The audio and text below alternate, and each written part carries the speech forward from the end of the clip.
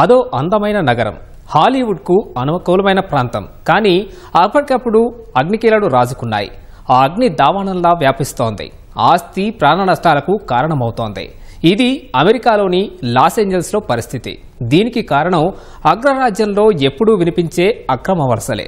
సరైన పత్రాలు లేకుండా నివసిస్తున్న వారిని అరెస్ట్ చేయడమే ఇందుకు మూలం. లాస్ ఏంజల్స్లో తనిఖీలకు వెళ్లిన అధికారులు ఒకేసారి 44 మందిని అరెస్టులు చేయడమే ఉద్రిక్తతలకు నేపథ్యం. ఆ అరెస్టులను నిరసిస్తూ స్థానికులు చేస్తున్న ఆందోళనలు నానాటికి తీవ్రంగా మారుతున్నాయి. అక్రమ వలసదారులపై మొదటి నుంచి వ్యతిరేక వైఖరి అవలంబిస్తోన్న అమెరికా అధ్యక్షుడు మరోసారి చర్యలకు ఉపక్రమించడంతో లాస్ ఏంజల్స్ రగిలిపోతోంది. తన ఆధీనంలో లేని నిర్ణయాలతో నిరసనలకు ట్రంప్ ఆజ్యం పోస్తున్నారు. మరెందుకిలా? అక్రమ వలసదారులపై అధ్యక్షుడికి ఆగ్రహం ఎందుకు? నిరసనలు ఆగే మార్గమేది?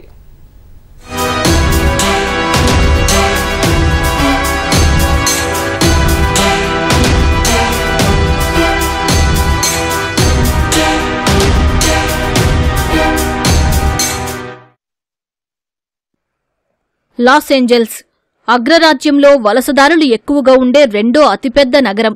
దాదాపు 40 లక్షల జనాభా. దక్షిణ లాస్ ఏంజల్స్లో నివసించే వారిలో దాదాపు 82% ప్రజలు విదేశీయులే. వలసదారులకు అనుకూలంగా ఉండే లాస్ ఏంజల్స్లో సరైన పత్రాలు లేనివారు చాలామందే ఉంటారు. ఇక్కడ దాదాపు 9 లక్షల మంది ప్రజలు అక్రమ వలసదారులే ఉంటారని దక్షిణ కాలిఫోర్నియా విశ్వవిద్యాలయం డోర్న్ సైఫ్ 2020 అధ్యయనంలో వెల్లడైంది. లాస్ ఏంజల్స్లో 1/3 మందికి పైగా విదేశాల్లో జన్మించిన వారే.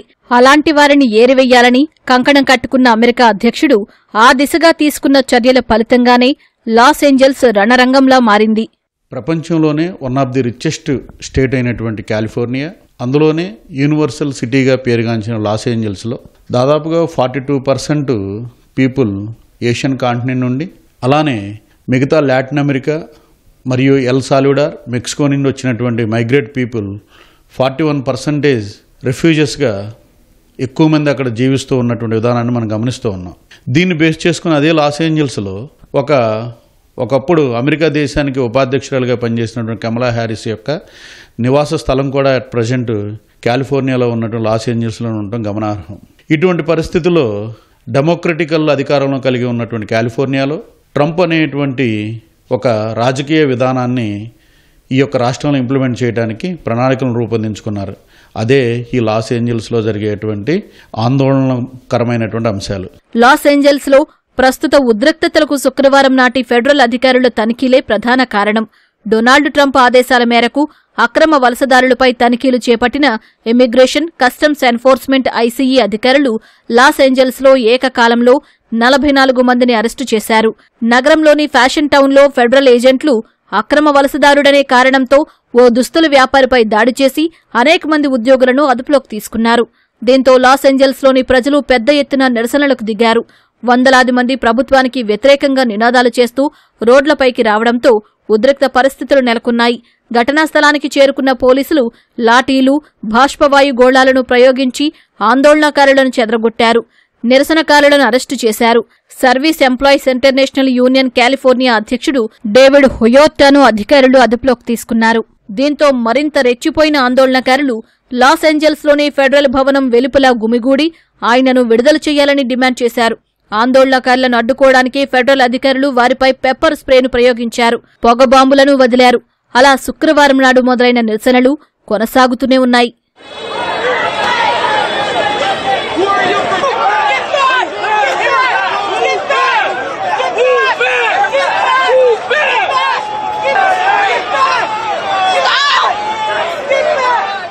మే నెల ప్రారంభంలో లాస్ ఏంజల్స్ ప్రాంతంలో చేపట్టిన కార్యక్రమంలో డాక్యుమెంట్లు లేని 239 మంది వలసదారుల్ని అరెస్టు చేశారు. అయితే మొత్తం అరెస్టులు ట్రంప్ అంచనాల కంటే తక్కువగా ఉన్నాయి. ఆ తర్వాత నెలలో రోజుకు 3000 మందిని అరెస్టు చేసేలా ఐసీఈ అధికారులకు శ్వేతసౌధం లక్ష్యంగా నిర్దేశించింది. దీంతో రెస్టారెంట్లు, రిటైల్ దుకాణాలు వంటి పని ప్రదేశాల్లో అధికారులు వెతుకులాటను మరింత పెంచారు. అరెస్టులపై స్పందించిన అధికారులు అక్రమ వలసదారులను దేశం నుంచి పంపడానికి అమెరికా ప్రభుత్వం తీసుకుంటున్న చర్యల్లో భాగంగానే అరెస్టు చేశామన్నారు. దేశంలోని అక్రమ వలసదారులను గుర్తించి రోజుకు కనీసం 3000 మందిని అరెస్టు చేయాలని శ్వేతసౌధం సహాయకుడు స్టీఫెన్ మిల్లర్ ఆదేశాలు జారీ చేసినట్లు వివరించారు. కాగా శనివారం 29 మందిని, ఆదివారం మరో 27 మందిని అరెస్టు చేసినట్లు లాస్ ఏంజల్స్ పోలీస్ డిపార్ట్మెంట్ వెల్లడించింది. దాంతోపాటు శాన్ ఫ్రాన్సిస్కోలో ఆదివారం మరో 60 మంది అరెస్టైనట్లు, 3 అధికారులు గాయపడినట్లు అక్కడి పోలీసులు తెలిపారు. అన్డాక్యుమెంటెడ్ ఇమిగ్రేషన్ అనేటువంటి వాళ్ళని పట్టుకునేందుకు నేషనల్ గార్డ్స్ను ఉపయోగించడం అనేది అత్యంత బాధాకరమైనటువంటి విషయం.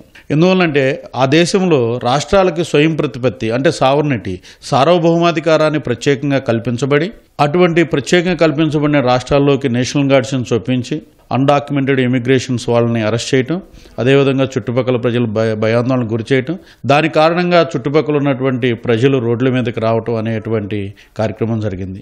లాస్ ఏంజల్స్లోని డౌన్ టౌన్ అల్లర్లకు కేంద్ర స్థానంగా నిలిచింది. శాన్ ఫ్రాన్సిస్కో, ఫెడరల్ బిల్డింగ్ తదితర ప్రాంతాల్లో ఘర్షణలు కొనసాగుతున్నాయి. పోలీసుల చర్యలకు ఏమాత్రం బెదరని నిరసనకారులు అత్యంత కీలకమైన జాతీయ రహదారిని దిగ్బంధించారు. Self driving కార్లకు నిప్పంటించారు. ప్రభుత్వ కార్యాలయాలపై దాడులకు తెగబడ్డారు. డౌన్ టౌన్లోని పలు మార్గాలను ఆందోళనకారులు దిగ్బంధించారు.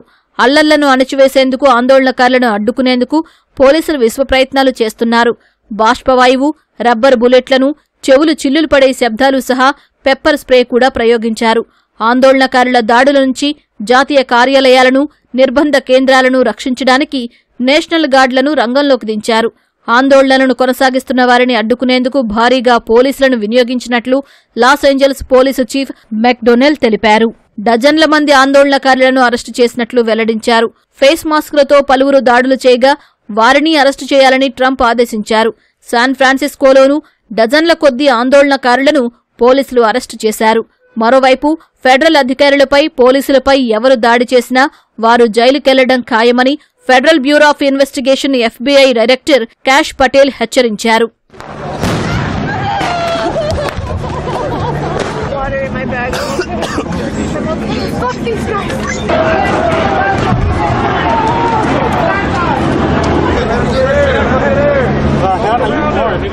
లాస్ ఏంజల్స్లో రాజుకున్న అగ్గిని చల్లార్చేందుకు, నిరసనకారులను అడ్డుకునేందుకు 2000 మంది నేషనల్ గార్డ్స్ మోహరింపునకు అమెరికా అధ్యక్షుడు ట్రంప్ ఆదేశించారు. ఇదే విషయాన్ని పెంటగాన్ ప్రధాన ప్రతినిధి సీన్ పార్నెల్ ధృవీకరించారు. దీనికి ముందు నగరంలో జరుగుతున్న నిరసనలను అడ్డుకుంటున్న నేషనల్ గార్డ్స్ కు సహాయంగా పెంటగాన్ 700 మంది మెరైన్లను మోహరించింది. వీరు ఇమిగ్రేషన్ అధికారులను, దాని ఆస్తులను రక్షించే పనిలో ఉంటారు. కాగా ఈ చర్యలను కాలిఫోర్నియా గవర్నర్ గవిన్ న్యూసన్ తీవ్రంగా ఖండించారు. ట్రంప్ నిర్ణయం రాష్ట్ర సార్వభౌమత్వాన్ని కాలరాయడమేనని ఆక్షేపించారు. దీనిపై దావా వేయనున్నట్లు తెలిపారు. ఇది చట్ట విరుద్ధమని, అనైతికమని, రాజ్యాంగ విరుద్ధమని న్యూసన్ వ్యాఖ్యానించారు. అయితే ఇప్పుడు ఈ యుఎస్ నేషనల్ గార్డ్స్ కానీ అలాగే మెరైన్ ట్రూప్స్ని కానీ ఈ ర్యాలీస్ కోసం వినియోగించడం ఇటు స్టేట్ సోవర్నిటీకి ఎగెనిస్ట్గా ఉంది అన్న అంశం కూడా అమెరికాలో అలాగే ప్రపంచమంతా కూడా చర్చనీయ అంశమైంది. ముఖ్యంగా ఈ పాలసీకి వ్యతిరేకంగా కూడా ఒక లా సూట్ అయితే కూడా ఈ సోవర్నిటీని హరిస్తున్నారు అన్న అంశంపై కూడా ఫైల్ చేయడం జరిగింది. అయితే ఇప్పటికే అమెరికాలో ఈ ఇమిగ్రేషన్ పాలసీకి వ్యతిరేకంగా ర్యాలీస్ జరుగుతున్నాయి. అలాగే ఈ ర్యాలీస్లో చాలా వరకు ఇమిగ్రెంట్స్ని అరెస్ట్ చేయటం పైన అయితేనేమి కానీ అలాగే చాలా మందిని కొన్ని వేళ్లకు పైగా డీటైన్ చేయడం అన్నది కూడా అంత చర్చనీయాంశం అవుతుంది. వాస్తవానికి అమెరికాలో నేషనల్ గార్డ్ అనేది ఓ హైబ్రిడ్ విభాగం. ఇది రాష్ట్ర, ఫెడరల్ ప్రభుత్వాలతో కలిసి పనిచేస్తుంది.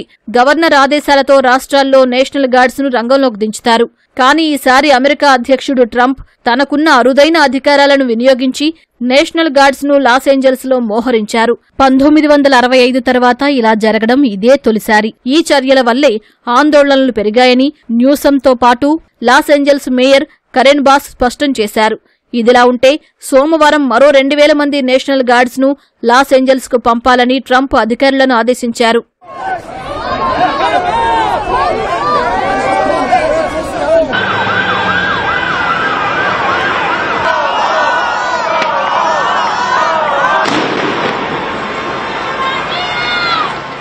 లాస్ ఏంజల్స్ అమెరికాలో వలసదారులు ఉండే రెండో అతిపెద్ద నగరం. వలసదారులకు కేంద్రంగా మారిన లాస్ ఏంజల్స్ లో దాదాపు 9 లక్షల మంది సరైన పత్రాలు లేనివారని అధ్యయనంలో వెల్లడైంది. ఇక్కడి జనాభాలో 3% విదేశీయులే ఉంటారు.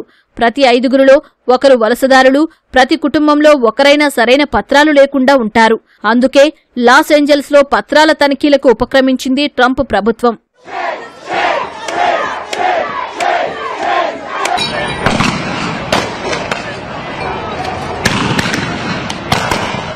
అక్రమ వలసదారులపై తనిఖీలు చేపట్టిన ఇమిగ్రేషన్ అండ్ కస్టమ్స్ ఐసీఈ అధికారుల చర్యలకు వ్యతిరేకంగా లాస్ ఏంజల్స్లో మొదలైన ఆందోళనలు ఇతర ప్రాంతాలకు వ్యాపిస్తున్నాయి. San Francisco, New York, Seattle, Dallas, Louisville, San Antonio, Chicago తదితర ప్రదేశాల్లో ఆందోళనలు చోటు చేసుకుంటున్నాయి. శాన్ ఫ్రాన్సిస్కోలో 150 మందిని అరెస్టు చేయగా న్యూయార్క్లో కూడా పలువురిని అదుపులోకి తీసుకున్నారు. అక్రమ వలసదారులపై మొదటి నుంచి వ్యతిరేక వైఖరితో ఉన్న డొనాల్డ్ ట్రంప్ ఇప్పటికే కొందరిని దేశం దాటించేశారు.